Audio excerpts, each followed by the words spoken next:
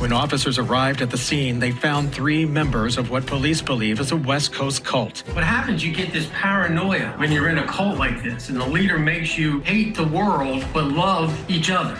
Ziz and some of his alleged followers staged a protest, standing up for their beliefs, and the story gets progressively more violent. They showed up there in all black robes and Guy Fawkes masks with a school bus. The questions, how did the group start and how did they get here? Who's behind this latest trail of terror? Hey True Crime Besties, welcome back to an all-new episode of Serialously.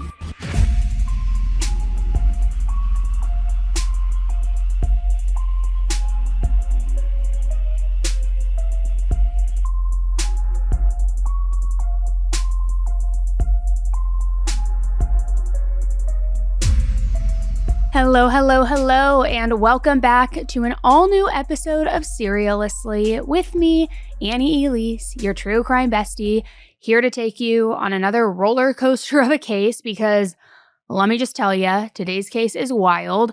But before we get into all of that, hoping you are having a good start to your week, hope you had a fantastic weekend, whether you're driving, whether you're at home, just chilling, whether you're cleaning, wherever it is you're at.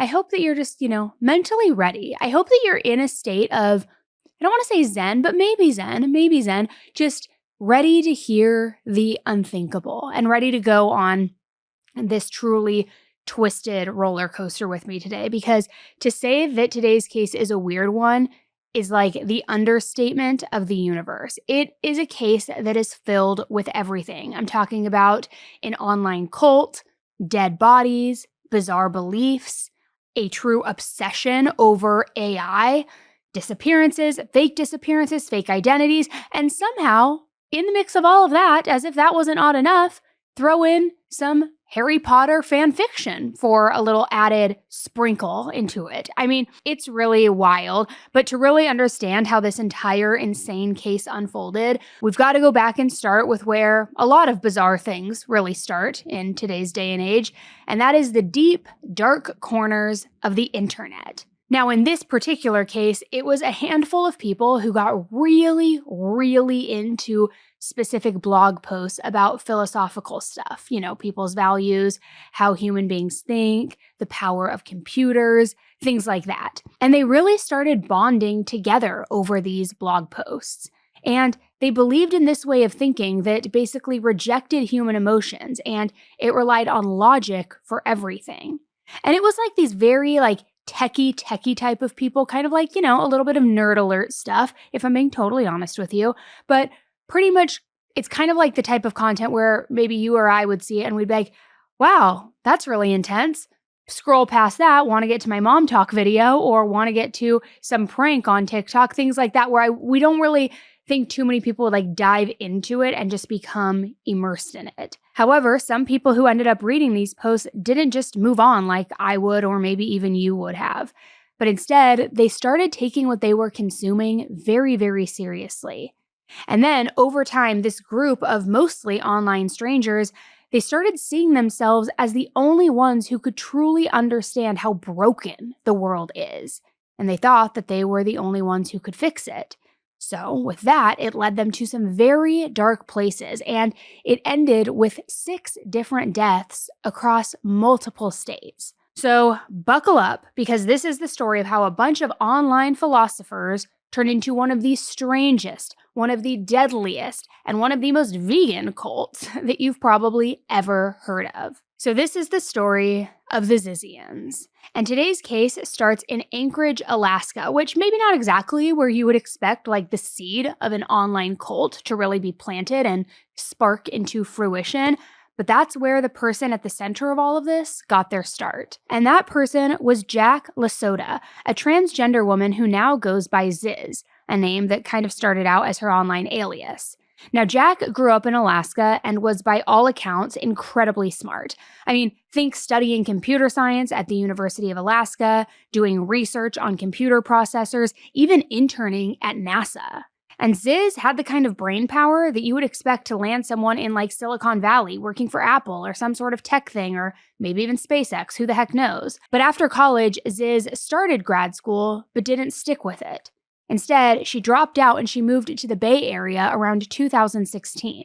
And once she settled there, Ziz really struggled to hold down a job and even hold down stable housing. She also started a pretty strange blog. It discussed everything from, vampires to how your brain is capable of having two separate identities, to a type of Harry Potter fan fiction that uses the actual Harry Potter universe to explain philosophy and science, and it was kind of all over the place. And look, I'll be honest, I don't know anything about Harry Potter. I don't know if I'm a Gryffindor for, I think that's the name, or a whatever the heck, whatever house you're in, or I have no idea. I've never seen the movies. I've never read the books. Don't come for me. But she wrote a lot of fan fiction about Harry Potter and used it as a way to explain science and things like that. Now, one idea that popped up a lot in these blog posts was that Ziz posted something called timeless decision theory. And it sounded really complicated, but here's the gist.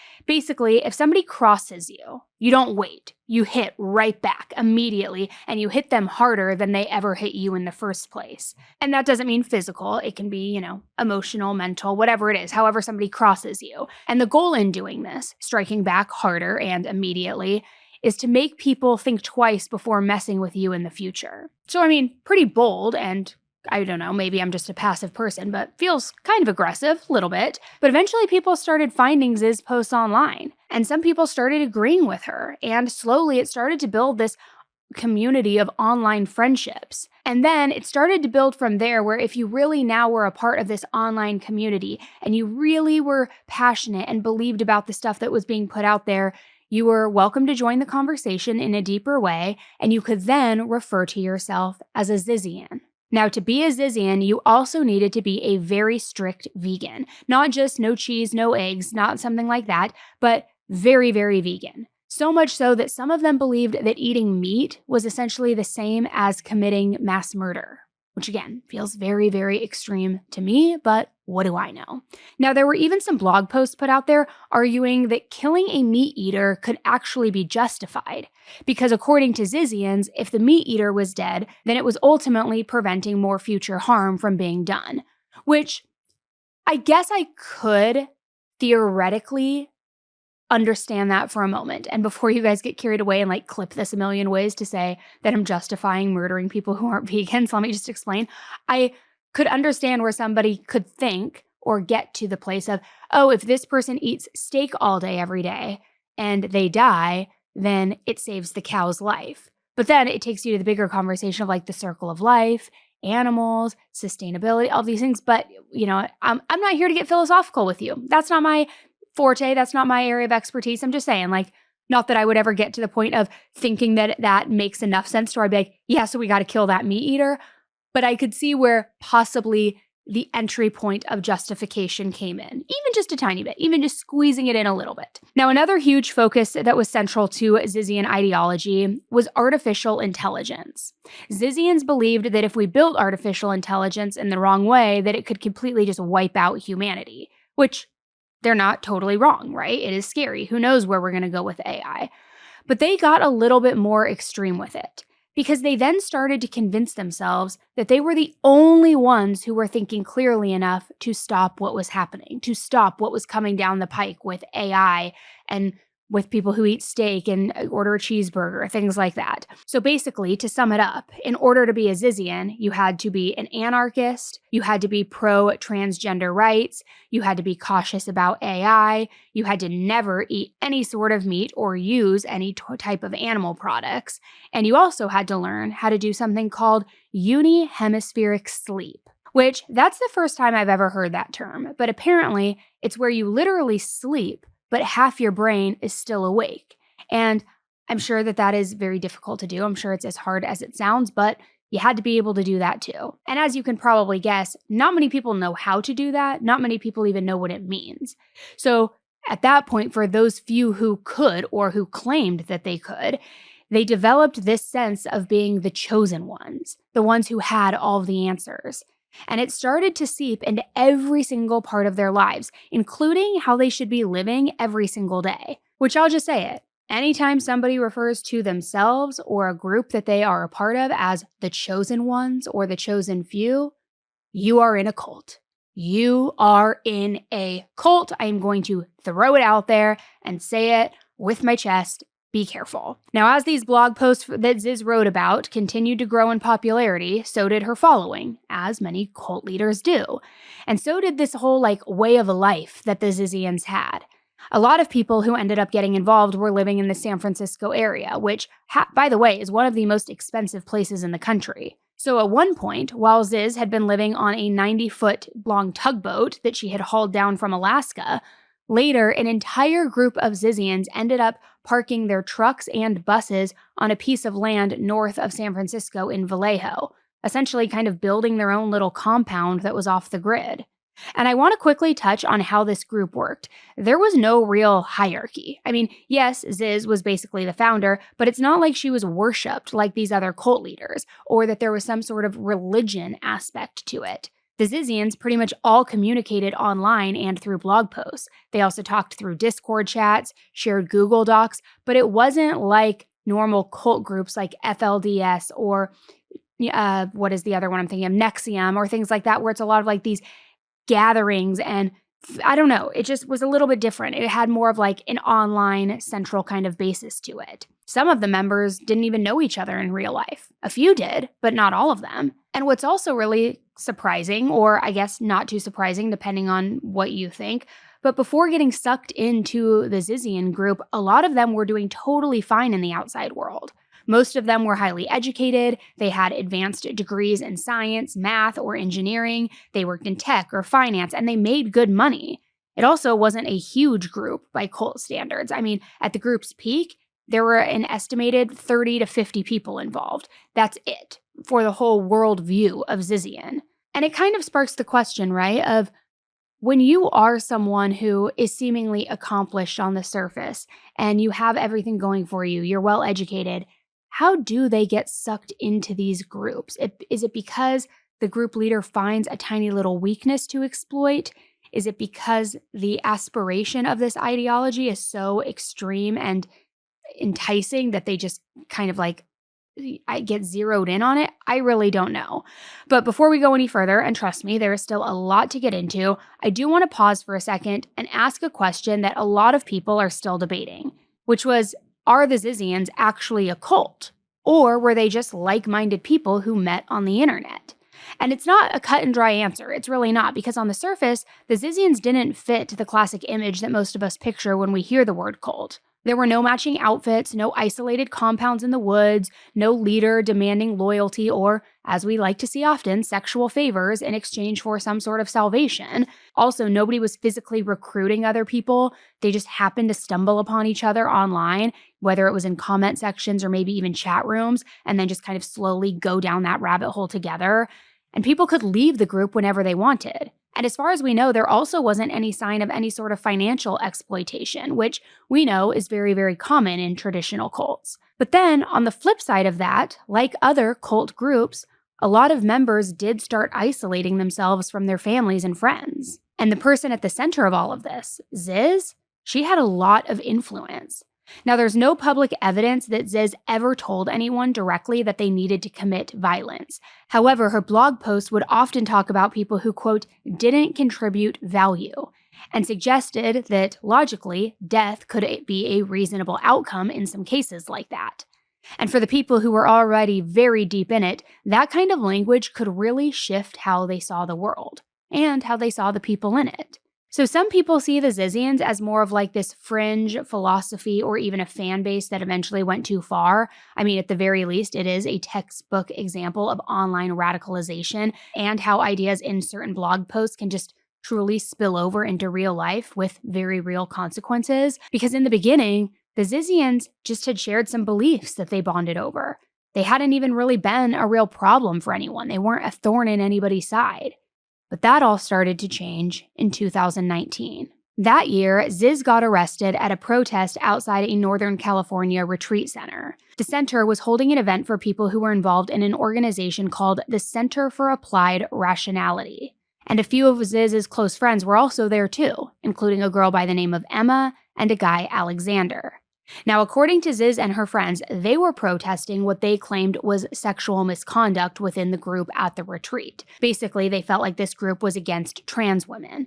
but they ended up going too far in their protest for whatever reason, and they got arrested. And it wasn't a huge story in the media at the time, but it was maybe the first moment that pushed Ziz's group out of the world of blog posts and into real-world disruption. Now, as we all know, right around that time, COVID hit in 2020. So that kind of threw a wrench into all of the court dates and everything else that was supposed to transpire after these Zizians were arrested.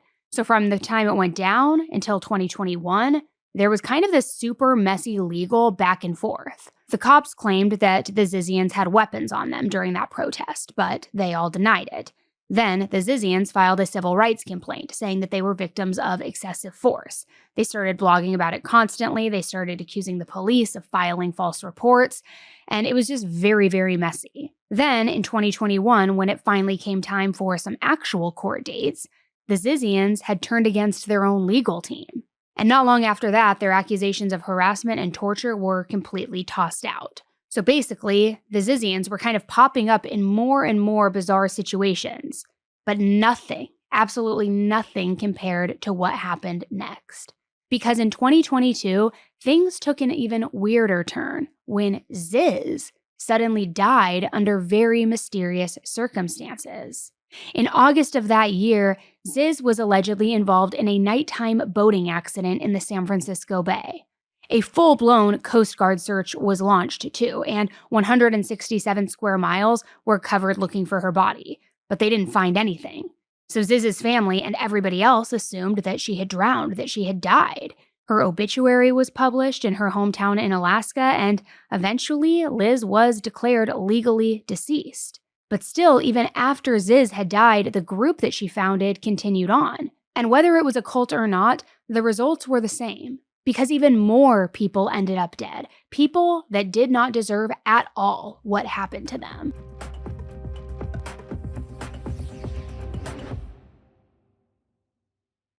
Okay, we need to talk about something that most women deal with, but nobody wants to say out loud. Vaginal pH imbalance, also irritation, or just feeling like overall off. And the truth is, things like tight clothing, sweating from workouts, hormones, or even periods, it can all throw your vaginal health just completely out of whack. And when that happens, it's not just uncomfortable, but it can seriously impact your confidence.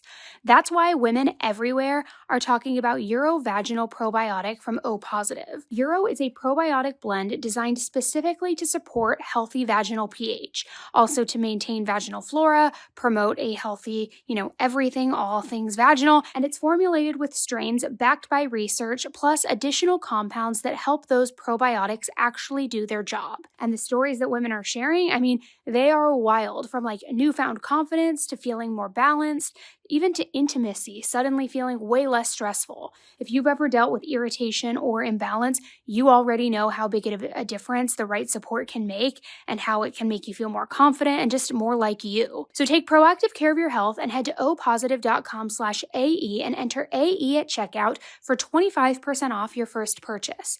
That's opositiv.com/AE for 25% off. Now, before we get any further in today's case, I want to talk about something that most of us should be investigating, and that is what's happening inside our own bodies. Think of your liver like a crime scene investigator, okay? Just constantly working to identify and clean up unwanted elements, also to process what you consume, keep everything running smoothly. But even the best detectives out there, they need backup. And that's where Dose for Your Liver comes in. Dose is a clinically backed liver health supplement. Not a capsule or powder, but a simple liquid shot that you take daily. It tastes like fresh squeezed orange juice, and it helps cleanse the liver of any unwanted stressors that slow your body down. And your liver handles over 500 daily functions. I'm talking filtering, processing, digestion, energy production, fat, metabolism, vitamin storage, all of these things. But most of us give it zero support. Dose helps your liver do its job, so your body isn't working overtime just to get through the day. And with zero sugar, zero junk, and zero calories, it's a clean choice for supporting daily liver function. Most people are noticing reduced sluggishness, fewer midday crashes, and better follow through on daily tasks. Because when your liver isn't bogged down, everything else just feels easier. So if you're ready to solve the mystery of why you've been feeling off, check out dosedaily.co/AE or enter AE to get 35% off your first subscription. Your body does so much for you. So let's do something for it. That's dosedaily.co/AE for 35% off your first month subscription.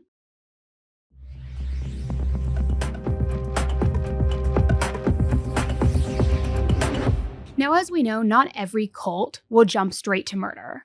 But eventually, the Zizians' beliefs, they turned deadly, and I want to get into that. The first confirmed act of violence that was tied to the Zizians happened in November of 2022 in Vallejo, California.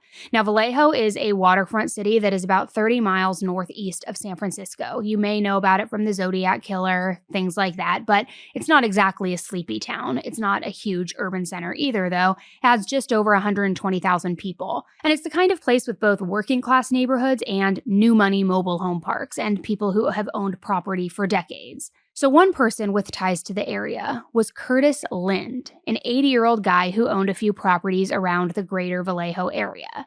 Now, he was definitely not a slumlord or a real estate mogul by any means. He was just kind of like this older man who rented out a few pieces of land here and there, and he was known for being fair but firm. He enjoyed meeting new, interesting people, and some of his friends actually said that that kind of was a bad thing for him, because he was a super trusting guy in certain situations where maybe he shouldn't have been. And sure enough, he got to know the Zizians after helping them with an anchor for their tugboat. And here's one of his friends explaining that. That big tugboat was being anchored by someone who didn't know what they were doing. So I went to Kurt, who has a big marine yard, and I said, do you have an anchor to spare, a really big anchor? And I said, do you have a launch? Kurt has everything. And he brought it out here. We went out to their boat and we said, look, we have a present for you. So in 2022, Curtis was renting some land to a few tenants living in converted box trucks on one of his lots.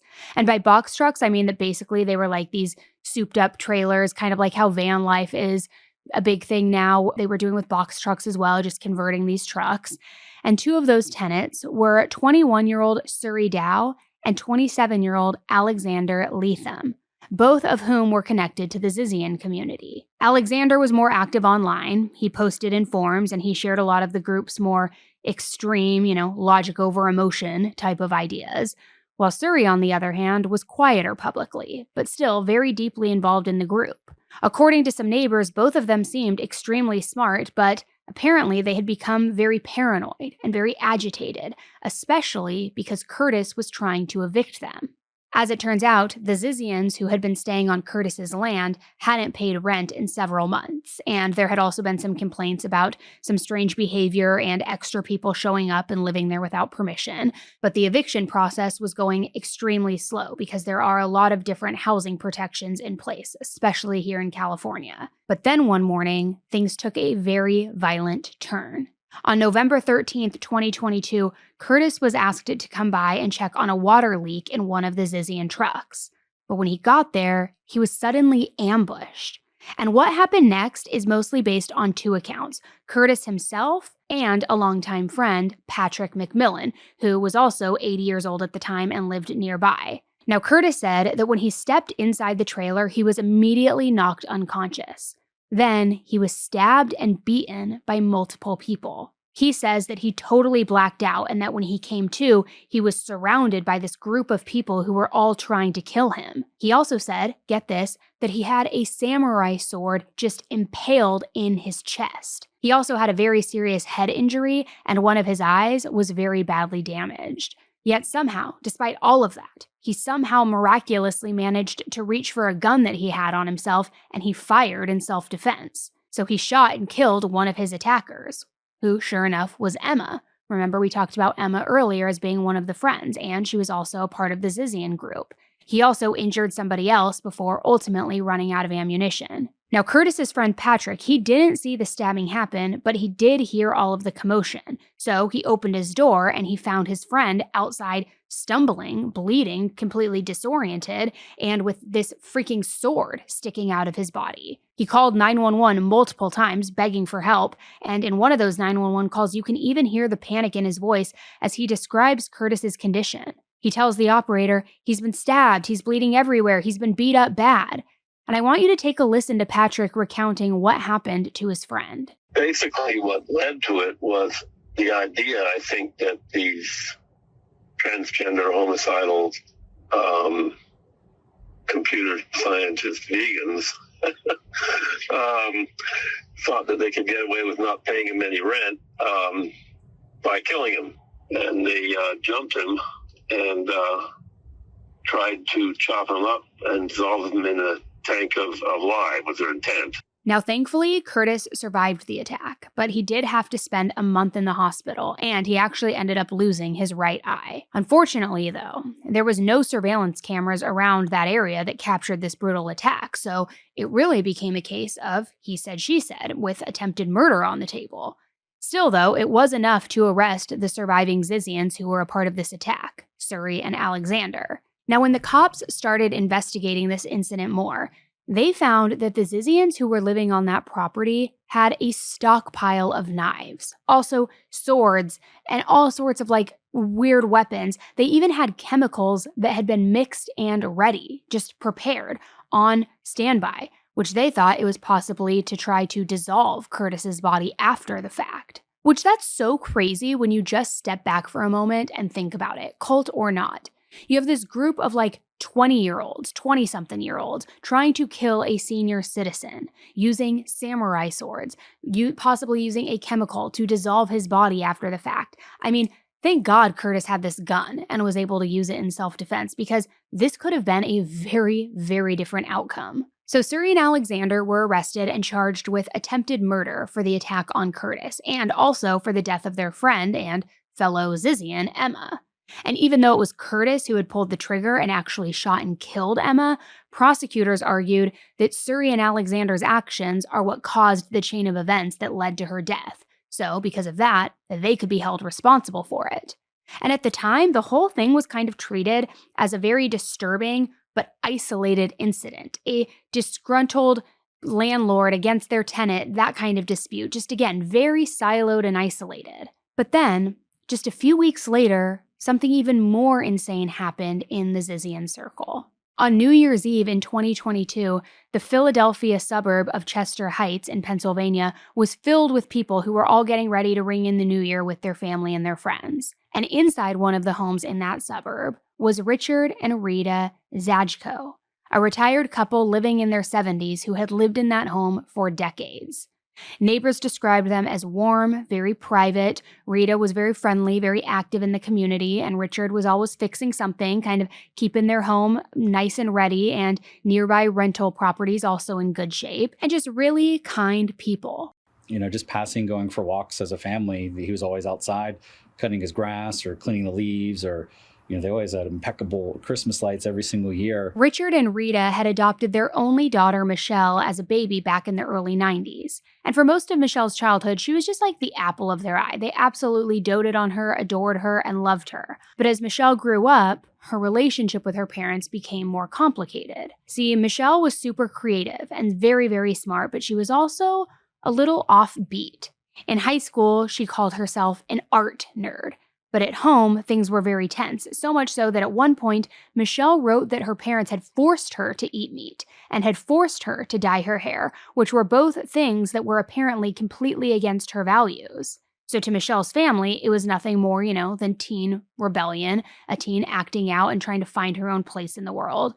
But at the time, the friends who knew Michelle said that they started to feel her pull away. Then, after high school, she went on to university, which family was hopeful she would find herself, that she would kind of regulate back to the Michelle that they knew, they loved. But while she was at university, she ended up switching majors after she had found this community of rationalist thinkers online. So she ended up earning a master's degree in bioinformatics and eventually moved to California.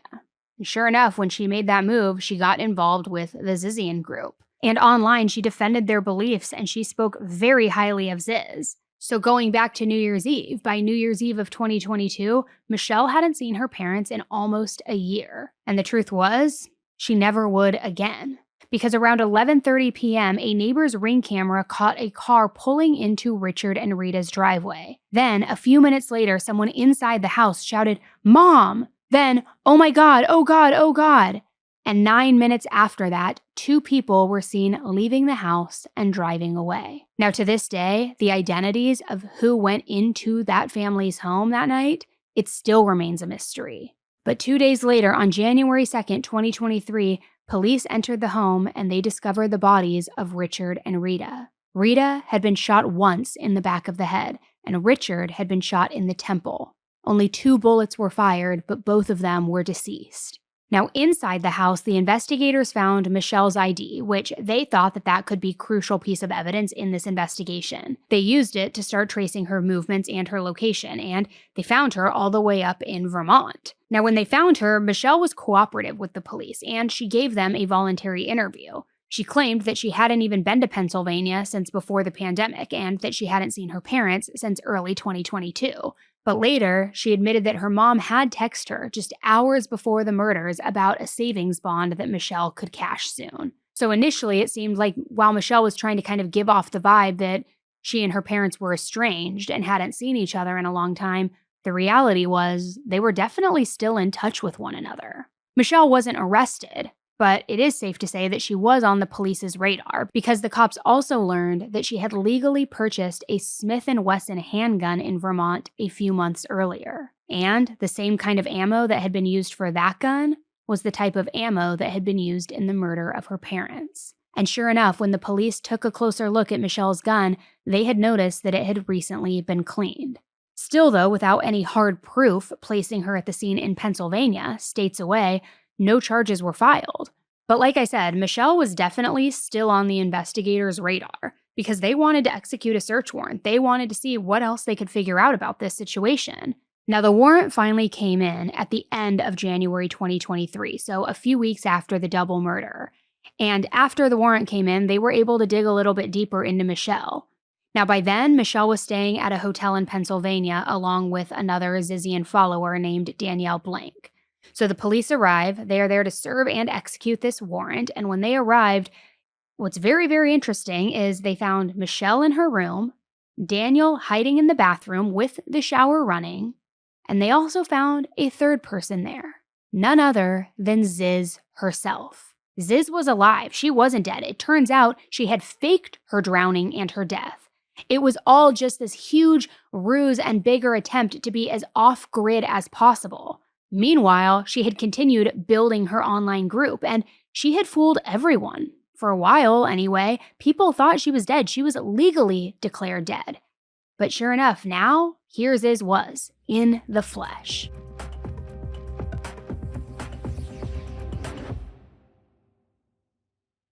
I'm going to set the scene for you really quick, okay? Most of us are juggling 100 different things at once.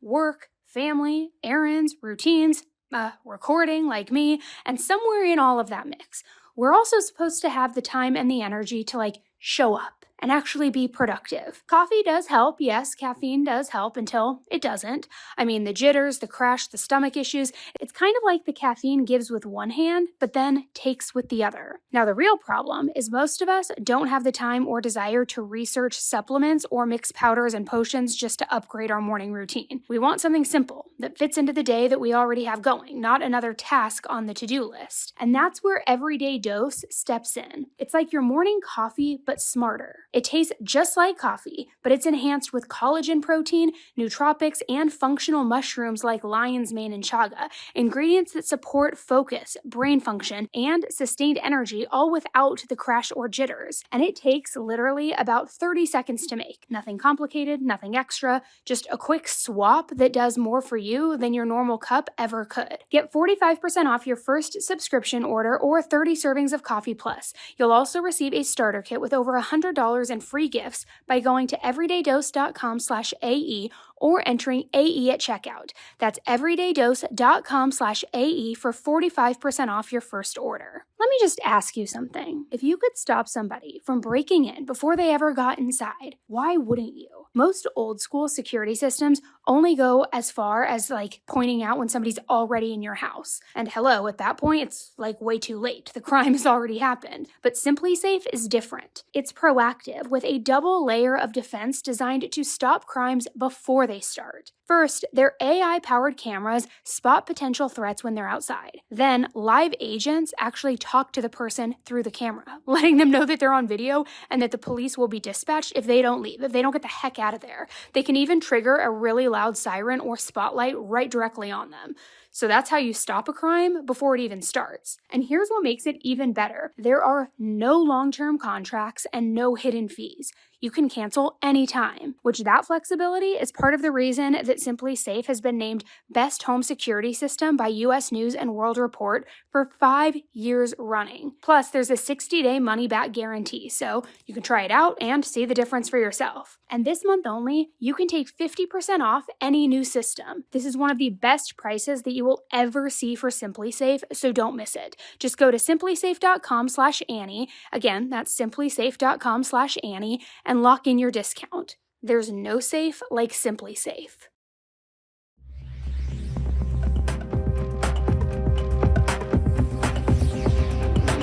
So it turned out that Ziz had faked her death in that San Francisco Bay boating accident. She got her sister and other Zizians to give statements that she was out on the boat and that she went overboard and that she was never seen again. And the exact reason isn't super clear why she wanted to do that, but again, I think it was in an attempt to not only be as off the grid as possible, but also I think it's safe to assume that it had something to do with her facing those charges from the 2019 protest incident. Because now the courts were opening back up, things were going, she was going to have to be accountable for that. And just in general, again, this whole Zizian group loved this whole idea of being off the grid. And what's more off the grid than being dead, right? And Ziz wasn't the only member of the group that had this whole dead missing person thing going for her either. It turns out Daniel Blank was also a reported missing person. His last known contact with his family had been back in 2022 during a Thanksgiving visit to the Bay Area. His parents said that he had been acting very strange, very secretive, and pretty withdrawn, seemingly out of nowhere too, just kind of randomly one day. He claimed that he had this job at an online startup in Ohio, but he wouldn't give them any details, said, I signed an NDA, I can't share any more information. And sure enough, that holiday ended up being the last time that they ever saw him. Then, not long after allegedly taking this job in the Midwest, Daniel cut off all contact. But not until after he sent a truly graphic video to his family about animals being slaughtered and about how eating meat is basically the equivalent of committing murder. So again, very strict, very strong, very bold beliefs. So anyway, in the hotel room that day, Michelle and Daniel were detained, but not arrested. Ziz, on the other hand, she refused to cooperate and she was arrested on charges of obstruction and disorderly conduct. She was taken to jail and she actually stayed there for almost 6 months until June of 2023 when she posted bail. Now, once Ziz got out, she just completely stopped showing up for court. And because of that, a bench warrant was issued for missing a scheduled court appearance. She also apparently had another open warrant from California that had been tied to that 2019 protest, which I mentioned at the beginning of this episode. Now, when they were searching the hotel room itself, the cops didn't exactly find what they were hoping for. However, they did find that Michelle had about $40,000 worth of cash on her, which, let's be honest, that's not exactly just spare change that you would have lying around. But it didn't really prove that she was involved in killing her parents, even though it certainly was weird and maybe even looked like she was planning on going on the run, yes, but there was no real evidence. So with no real leads or evidence that placed any of the Zizians at the scene of the crime, the case into Richard and Rita went cold. But the questions surrounding what happened that night and who might have been involved, that never went away. Because if it wasn't Michelle, if it wasn't a part of her group, who would have wanted this couple dead and why? And why would her ID have been left at the scene? Why would the bullets coincidentally match? There's just so much circumstantial evidence, right? But after Richard and Rita were killed, the Zizian group and the chatter within it started to die down for a little while, but not for long. Just a couple of years later, by January 2025, the group was about to be right back smack in the headlines, this time connected to 2 more very intense, deadly situations. Now, remember that first case that we talked about, the one in Vallejo, where Suri, Alexander, and Emma tried to kill their landlord Curtis with the samurai sword, but Curtis ended up surviving and then shooting and killing Emma in self-defense?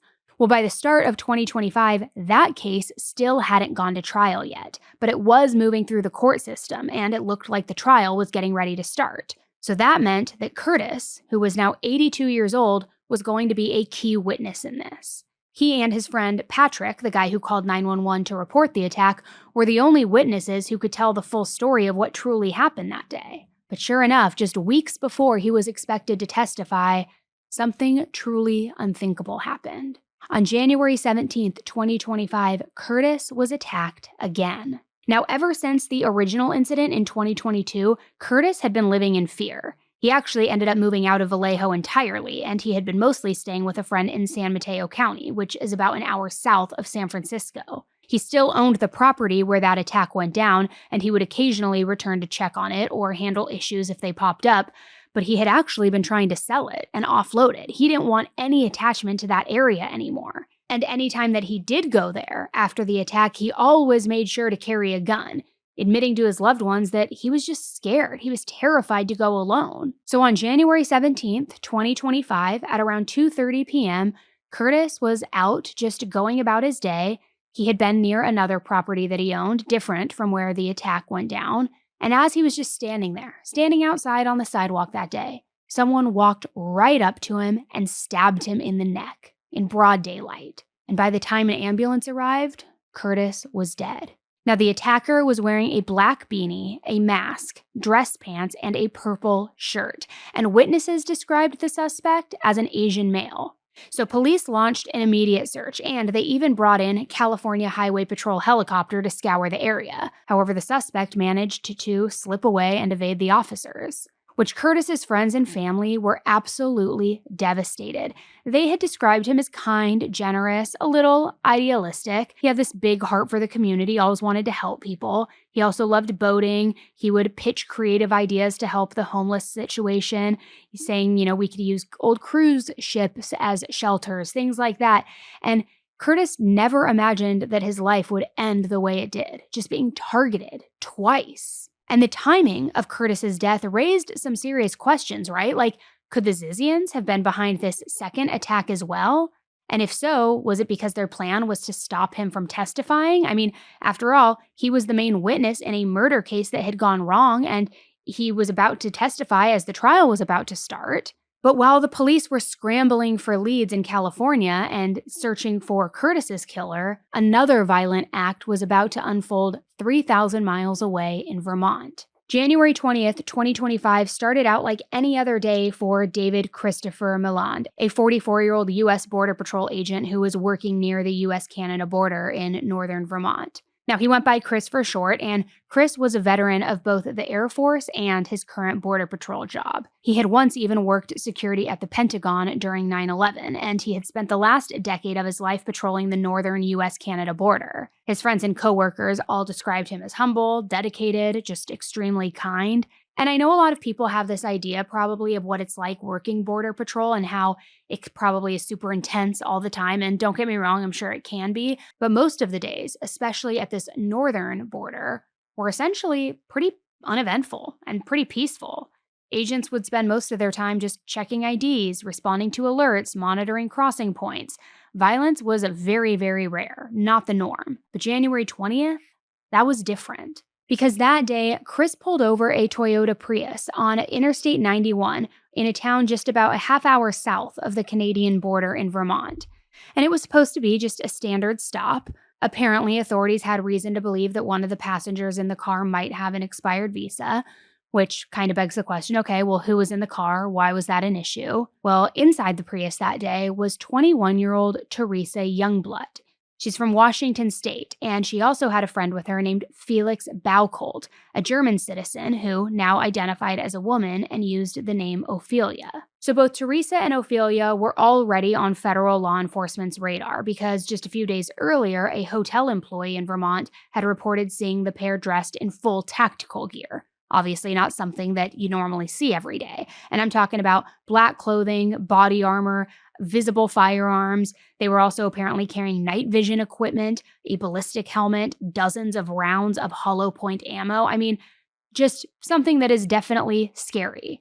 And let me just talk about Teresa for a second here, because it turns out, just like Daniel, Teresa was actually a missing person. According to her parents anyway, who had reported her missing back in May of 2024. They told the police that their daughter had cut off all contact, that she stopped talking to her friends, changed her number, and that they were afraid that she was in a very controlling relationship. And on the morning of January 20th, Ophelia was seen at a local Walmart buying aluminum foil and then wrapping objects with it while making a phone call. Talk about paranoia, right? Anytime somebody's wrapping windows or devices or objects with aluminum foil, it's giving paranoid. It's giving you're hiding something, right? So they were already on people's radar for their bizarre behavior and certain interactions along their travel. So later that day at the Border Patrol, when Chris pulled them over, he was expecting to just check their visas. But when Teresa got out, what she did next shocked everyone. Teresa immediately pulled out a gun and she opened fire without any hesitation. All of a sudden, Chris was just fired off and hit in the neck. Everything went down incredibly fast, and another Border Patrol agent on the scene saw Ophelia also reach for a weapon and fired back. Ophelia was hit twice in the chest and died at the scene. Teresa was also shot once in the arm and once in the leg, but she survived. Unfortunately, though, Agent Chris, he didn't. He died from his injuries shortly after. And Chris's family had this to say about his death. We are deeply touched at the outpouring of love and support. To think people who never knew David Christopher Mayland personally would reach out with condolences and beautiful words of support has been beyond our imagination. From the bottom of our hearts, thank you. Teresa was arrested at the scene and later pleaded not guilty to federal firearm charges. Authorities haven't confirmed whose bullet hit Chris, which I guess means that there's a chance that maybe it was Ophelia's or possibly even the other Border Patrol agents. But because remember, it all went down super fast and sometimes that can happen in the crossfire. But as the police tried to piece together exactly what went down that day, they discovered something really jaw-dropping. The guns that were used by Teresa and Ophelia in that shooting were originally purchased by a name that was already known to law enforcement. Michelle, the Zizian group member whose parents had been murdered in cold blood back on New Year's Eve in 2022. So the police immediately put out a bulletin saying that Michelle was likely armed, very dangerous, and they were seeking her whereabouts. Police also asked the public for any tips as they looked for Michelle and her 2013 Subaru Outback. And once the investigators connected Michelle to the border shooting, it became clear that this was another act of violence that had been carried out by the Zizians, this weird online cult. Then, on Friday, January 4th, 2025, just 4 days after Chris, the border agent, was killed, there was a major break in the murder case related to the landlord Curtis back in California. Authorities tracked a suspect in Curtis's murder to Redding, California, and there they arrested a 25-year-old man named Maximilian Snyder.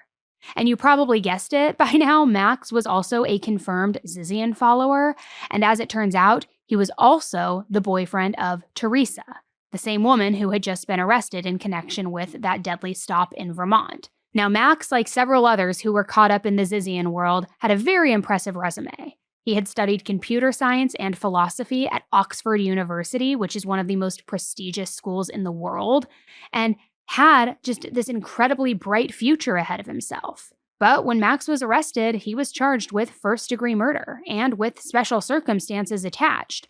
He was accused of killing Curtis to prevent him from testifying. So in other words, silencing a witness. And his arrest sent shockwaves through the community and really the whole country, because now it was clear just how intertwined and deadly all of these attacks involving the Zizians were. Max's arrest also confirmed what Curtis had feared all along, that somebody was planning on coming back to kill him.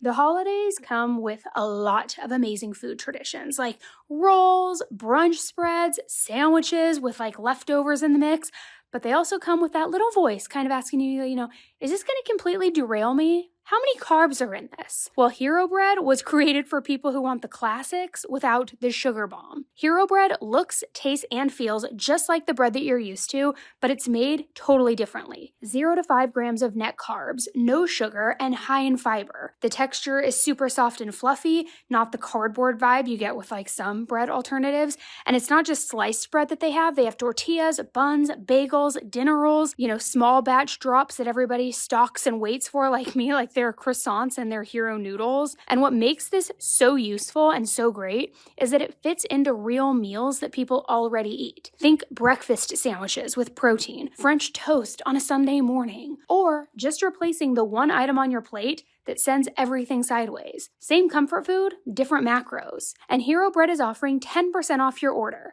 Go to hero.co and use code AE at checkout. That's AE at HERO.co.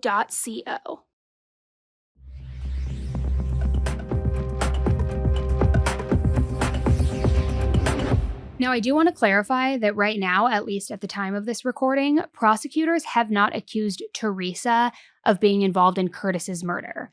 But the connections between these cases, they were growing harder and harder to ignore. And it left the police asking, how many more Zizian killers are really out there? Which, let's pause for a second and just do a quick recap, because by this point, it is kind of a lot to keep track of. But by late January 2005, 6 people had lost their lives as a direct or indirect result of the Zizian ideology. Here they are in order. First, it was Curtis, the 82-year-old landlord in Vallejo, who first, remember, survived the brutal sword attack in 2022, but then was murdered in 2025 after being stabbed in broad daylight in the neck just weeks before he was supposed to testify in court. Then you have Emma, the Zizian member who was shot and killed by Curtis in self-defense from the 2022 sword attack. You have Richard and Rita, the retired couple in Pennsylvania who were executed in their bedroom on New Year's Eve in 2022.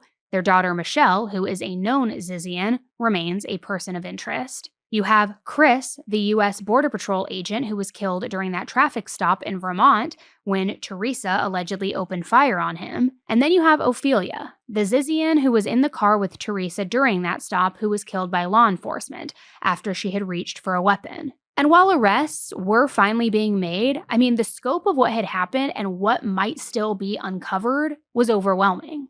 Let me also quickly go over who exactly was in custody at this point by the end of January 2025, because I know that this case does have a lot of players and a lot of people involved, but Teresa was in federal custody for her involvement in the border stop. Max was also arrested for the murder of Curtis, the landlord. He was also identified as Teresa's boyfriend.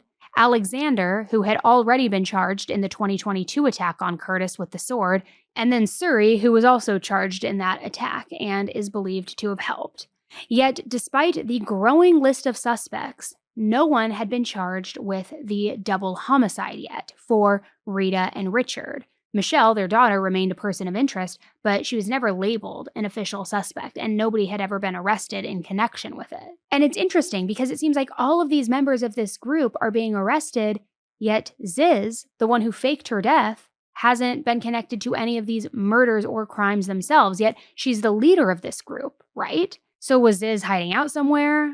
For a while, nobody really seemed to know. Remember, she had faked her death years earlier to try to go off the grid. Of course, she had been found in that hotel room with Michelle and Daniel, so her cover was officially blown, but nobody knew where she was. But then finally, on February 16th, 2025, the whole world was about to find out that Ziz was alive and was found.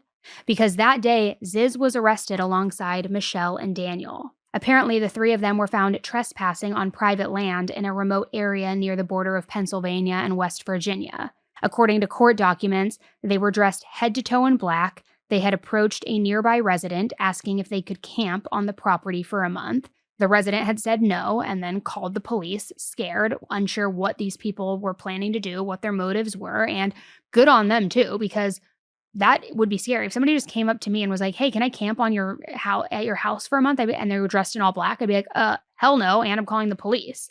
So weird. But then when the officers showed up to the property, they found 2 white box trucks that had been parked at the end of the road.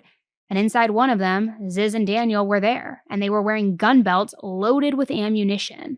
When the police searched the vehicles, they also found even more incriminating stuff. I'm talking a long rifle in the back, handguns on the floor, and it didn't stop there. Federal prosecutors say that Ziz was in possession of a .50 caliber sniper rifle, also a handgun, and hundreds of rounds of ammunition, which that is serious firepower. If convicted on those charges alone, she could face up to 15 years in federal prison. Now, for now, a judge has ordered her to be held without bail, calling her both a flight risk and also a danger to public safety, which couldn't agree more. Michelle and Daniel, as I said, were also arrested, but they weren't hit with federal charges. Not yet, anyway. So far, they've been charged locally with trespassing, obstruction, and weapons-related offenses. And just to be clear, once again, Ziz has not been charged in connection with any of the murders. But this arrest definitely did start to change everything, and it kind of put the whole Zizian group and story front and center in the news.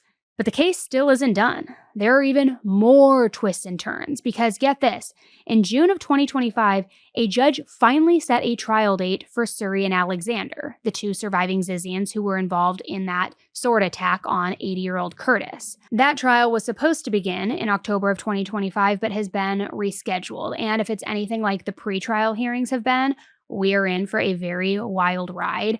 Alexander has been very outspoken in the courtroom anytime that there's an appearance, and all of the delays and the outbursts are kind of what has played a part in dragging this entire thing out for years. But at the most recent trial, she apparently disrupted the court and shouted over 20 times, "I waive my right to a speedy trial." And another time, after the judge approved a motion to combine her and Suri's cases, Alexander started yelling, "Someone please help me. I am surrounded by trans misogynists. They are torturing me for being transgender." All while the judge was attempting to just read her the charges. Now, Suri, on the other hand, has been much more quiet, appearing at hearings on Zoom instead of in court. And get this, ever since her photo has been sort of like out there in the media and in the news, people have come forward saying she's not Suri at all. Some people believe that Suri was once someone named Tessa Burns, and some investigators think she just made up the name Suri on the spot when she was arrested. Her lawyers claim that they have ever known her as Suri, though, but someone who claims that they went to high school with her and also used to be very good friends with her claims that she's certain that the identity is Tessa Burns. And this person had even heard rumors that Tessa had joined a cult after pretty much falling off the face of the earth and cut off contact with almost everyone that they used to associate with, which, as we know, that certainly adds up here, right? You join a cult, you assume a new identity, get a new name, leave that person behind. So apparently even Suri's adoptive mother has identified her as Tessa. So I think that kind of speaks volumes as to who she might really be. Now, as for Max Snyder, the Zizian member accused of killing Curtis, he entered a plea of not guilty in the murder charge against him. He was supposed to have another hearing in June of 2025, but it looks like it got pushed to August because his defense claimed that they needed more time for evidence discovery. In his court appearances so far, he's been very calm, very collected, and during one, he even was heard humming a song while he was just like sitting there waiting for everything to begin. But I want you to take a listen to one of Curtis's friends reflecting on what happened to him. He would take in people from the streets who needed a place to stay. He was a kind-hearted person. And so he's a lot more well-loved than most of us will be. They were a murderous group of people who didn't want to get evicted. Okay, just full stop. He happened to end up with a bad batch of tenants who made him suffer the ultimate price. Now, the next Zizian still facing justice is Teresa, the 21-year-old who's charged with killing the Border Patrol agent, and also just so happens to be in a relationship with Max. Now, they applied for a marriage license before all of this went down, and her trial is still in the discovery phase as well, with attorneys currently arguing over evidence. But her attorneys have also said that they think that there's a chance that the federal government will go for the death penalty. However, that hasn't been officially decided yet. There's also no official trial date set, and because this is a federal case, it likely will be a while, probably going into 2026 or, I don't know, maybe even beyond. There's also going to be some upcoming court dates for Daniel, who was arrested on those gun and trespassing charges earlier in the year alongside Michelle and Ziz. And honestly, not a lot is known about Daniel's full involvement or if he was involved in any of the actual murders, but in court documents that had been filed this past February, his name is actually mentioned as being under investigation for the murder of Richard and Rita, Michelle's parents. So whatever ends up happening with Daniel, his association with this crew is obviously not a good look, and he's likely going to be found guilty on those charges that have been brought against him so far, but only time will tell. Michelle is also expected to face a judge for her charges of trespassing, obstruction, and hindering, resisting arrest, and having a handgun on her person. And not only that, but she was also charged by federal authorities for providing false information related to the purchase of multiple guns. Remember, the guns that were used in that shootout with the patrol agent, those were apparently bought by Michelle. And even though she's not an official suspect in the murder of her parents, she does remain a person of interest in the case. So it all begs the question, right? Where do things go from here? Since there are a few trials that are going to be happening in the next months and years, I'm going to definitely be keeping tabs on the case and tabs on everybody involved. But it is genuinely one of the more disturbing and senseless stories that I have come across lately. Because the violence, it didn't come from money or jealousy or revenge. It kind of came from just like this warped, rooted belief system that was fueled by internet rabbit holes and this one singular person's delusion that they were on some sort of righteous mission. The Zizians weren't robbing anyone. They weren't targeting their enemies. They were just kind of out for blood, out for vengeance, believing that they were cleansing the world because of some sort of hierarchy or some sort of like higher vegan ideology. And now 6 people are dead for it, which I just feel horrible for the victims and their families because these are people who had absolutely nothing to do with any of this. They were just in the wrong place at the wrong time. And it's really terrifying to think about when you break it down and think how quickly this group moved from just like radical ideas to real world violence, and how easy it seemed to convince these young 20-year-olds who were idealistic people that murder was justified. I also keep thinking about the younger followers too, because every single life that the Zizians took, there's another life that is ruined by falling into this cult. Daniel, for instance, he hadn't seen his family in up to 2 years. He then sent them that horrific graphic video about killing animals and just vanished, only to turn up in that hotel room with Ziz, then get arrested on weapons and trespassing charges. So now he's likely going to spend some time in prison. Same with Michelle, Alexander, Suri, and Ziz herself. But it's like, for what? What is the greater purpose here? So I don't know. This case is just a really scary reminder of how far ideology can go when it's like unregulated and unchecked, and when people start isolating themselves online in these message boards, these forums, and stop living in reality and stop living in the real world. These people did not start out as hardened criminals. They were educated. They were smart. They had their whole lives ahead of them. They were just a group who lost touch with reality. And now the damage that they've caused and the murders that they've committed, that cannot be undone. So I don't know. Let me know what you think about this. I know it was a little bit different from our like tried and true crime cases, but it had the murder elements. It had some cult elements, and I just felt like it's wild, and I want to get your thoughts on it. Like, what are the motives here? What's going on? Have you ever heard of the Zizian group? Are there more out there? I would imagine there probably are, and they just haven't been caught. Like, where does this end? What's happening here?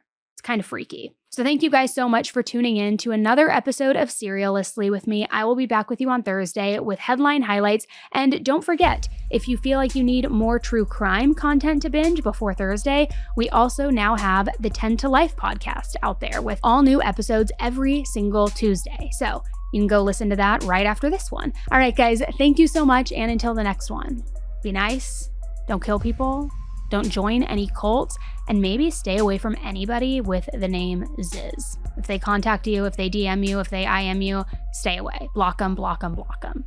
All right, guys. Bye.